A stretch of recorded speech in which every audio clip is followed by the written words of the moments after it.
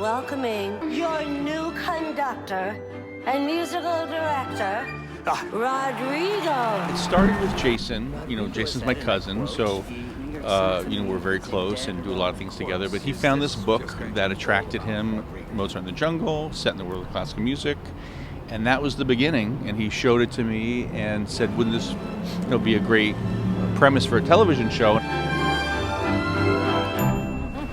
Does he also do children's parties? I think he's Actually, I would just tell people, there's this book called Mozart in the Jungle. That would be a good idea for a show. Someone should make that.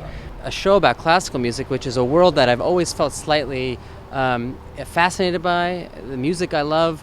In a way, this book was my window into something that I consider very fancy and perfect, showing it from a different perspective with a few cracks in it.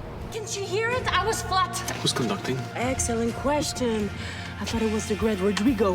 My grandfather Carmine was a composer and flautist, and all of his other brothers were musicians too. It's just a sort of a... Roman and I were around classical music and around that, and his brother Anton Coppola is alive and well now. He's 99 years old. In fact, he's in our show this season. He's a very esteemed conductor and musician.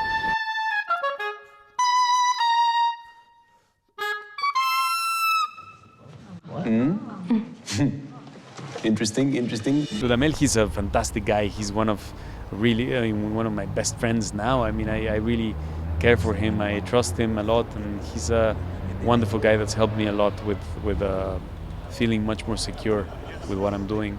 And it's strange. He's a couple of years younger than I am. That's really weird.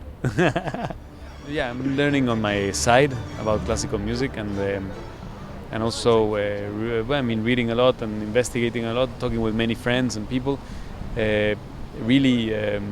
Also making a very nice record collection as well.